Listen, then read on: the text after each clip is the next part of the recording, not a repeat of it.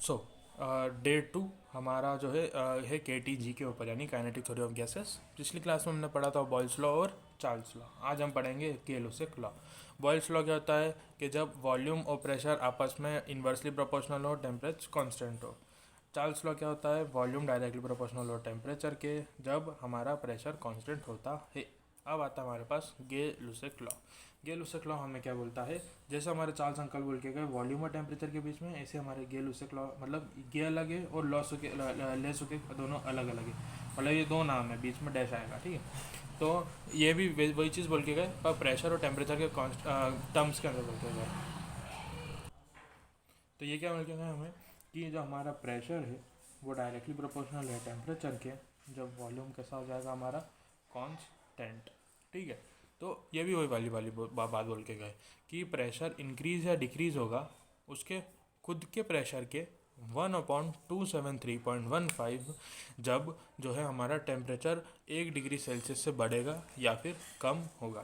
तो इसकी bookish language क्या बोलती है, इसकी बुकिश लैंग्वेज बोलती है कि it states that if the volume remains constant the pressure of a given mass of a gas increases or decreases by 1/273.15 of its own pressure for each degree Celsius rise और fall in temperature. तो हमने वही माना यहाँ पर कि कोई P0 pressure होगा कब, किसी 0 डिग्री पे।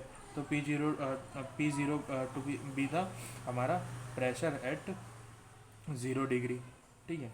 और हमने कुछ मान लिया कि PT होता है कुछ, वो कुछ प्रेशर होगा हमारे कुछ T डिग्री के ऊपर, T डिग्री पर। तो P0 PT हमने डिफाइन कर लिया। अब हमको क्या बोल के गए चार्ल्स अंकल, हम उसको हमारी मैथमेटिकली समझते हैं। तो वो बोल के गए कि जब प्रेशर बढ़ेगा PT वो बराबर होगा जब हमारा जो प्रेशर है प्लस जो हमारा 1/273.15 हर डिग्री टेम्परेचर के साथ उसी के प्रेशर पे, उसी को हमारे चार्ल्स अंकल ये इक्वेशन दे के चलेगा, ठीक है। हमको जो है एक चीज़ याद आनी कि जब P is directly proportional to temperature होता है तो मैथमेटिकली हम इसके लिए निकाल सकते हैं कि P1/P2 बराबर हो जाएगा हमारा T1/T2, ठीक है। और इसके बीच में वो ग्राफ भी दिखेगा। बेसिकली ये फार्मूला कैसे यूज़ होता है पता है, कि आपको किसी एक बॉडी का प्रेशर भी दे दिया, एक टेम्परेचर दे दिया, और आपसे पूछा क्या देखिए कि आपको प्रेशर दे दिया पहली बॉडी का, दूसरी बॉडी का, और आपसे पूछ लिया टेम्परेचर बताओ दूसरी बॉडी का, तब ये वाले फार्मूले काम आते हैं। और ये वाले कब, जब उसी की बॉडी के अंदर टेम्परेचर बढ़ाने के ऊपर हमारा क्वेश्चन आता है तब, यानी दोनों अलग अलग है। ये उसी के बारे में बात करेगा तब, और ये जब दो के बारे में बात करेगा तब, ठीक है। तो हमें अंकल जी जो है वो भी देखे गए थे, क्या एक ग्राफ भी देखे गए थे, वही वाला 45 डिग्री वाला, कि इधर प्रेशर मान लो इधर टेम्परेचर मान लो। जब डायरेक्टली प्रोपोर्शनल होता है जितने भी ग्राफ बने डायरेक्टली प्रोपोर्शनल के वो बनते 45 डिग्री से। तो ये हो जाता है हमारा प्रेशर टेम्परेचर का ग्राफ, जब क्या हो हमारा वॉल्यूम कांस्टेंट हो। ये हमको बोल के गए चार्ल्स अंकल। चार्ल्स अंकल के बाद जो है अब हमारे पास आती है परफेक्ट गैस इक्वेशन, या फिर बोलो हम ideal gas equation. Ideal gas equation तो मुझे ऐसा लगता है कि मतलब रट चुकी है केमिस्ट्री के कारण।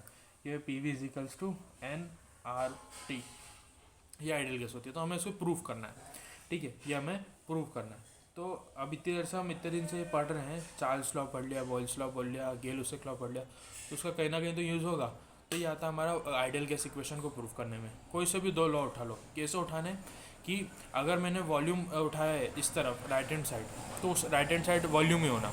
अगर राइट हैंड साइड टेम्परेचर उठाए तो राइट हैंड साइड टेम्परेचर होना, राइट हैंड साइड प्रेशर उठाए तो राइट हैंड साइड प्रेशर होना। जैसे कि फॉर एग्जांपल हमारे पास देखो, सबसे पहले मैं आपको इसके अंदर नहीं, मैं अलग से लिख के समझ रहा हूँ कि बॉयल्स अंकल हमको क्या बोल के गए कि बॉयल्स अंकल क्या बोल के गए, बॉयल्स अंकल बोल के गए कि वॉल्यूम जो है डायरेक्टली इन्वर्सली प्रोपोर्शनल है प्रेशर के, ये बोल के गए बॉयल्स अंकल, ठीक है। इसके बाद हमारे पास है हमारे चार्ल्स अंकल। चार्ल्स अंकल बोल के गए कि जो है वॉल्यूम डायरेक्टली प्रोपोर्शनल है टेम्परेचर के।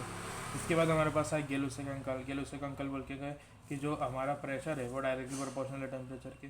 तो इधर देखो कि वॉल्यूम इधर आ रहा है, ये वॉल्यूम आ रहा है, तो अपन ये फार्मूला उठा सकते हैं। अब जैसे कि टेम्परेचर इधर आ रहा है, टेम्परेचर इधर आ रहा है, तो अपन ये दोनों फार्मूले भी उठा सकते हैं, ठीक है। मतलब जो एक तरफ आए हमको उनको उठाना है। जैसे कि हमने उठा लिया, सबसे पहले एक उठा लिया हमने बॉयल्स लॉ, ठीक है। ये डेरिवेशन शुरू हो गया, हमारा प्रूफ शुरू हो गया ना। तो बॉयल्स अंकल हमको बोल के गए कि बाय बॉयल्स लॉ ऐसा लिखना पड़ेगा कि बाय बॉयल्स लॉ हमें पता है कि वी नो डेट कि जो वी इज़ इन्वर्सली प्रोपोर्शनल होता है प्रेशर के, ठीक है। और फिर नीचे लिखेंगे कि बाय चार्ल्स लॉ हमें यह पता है कि जो वी है वो डायरेक्टली प्रोपोर्शनल है टेम्परेचर के। इसको इक्वेशन 1 नाम दे देंगे, इसको इक्वेशन 2 नाम दे देंगे। नीचे लिखेंगे बाय इक्वेशन 1 एंड 2। तो इधर भी वी इधर भी वी, यानी इधर वी डायरेक्टली प्रोपोर्शनल का साइन ऐसा कैसा, ऊपर टी और नीचे पी, तो ऊपर टी अपॉन पी। तो हमने क्या लिखा कि बाई इक्वेशन 1 एंड 2, तो हमारे पास ये आ गई, ठीक है।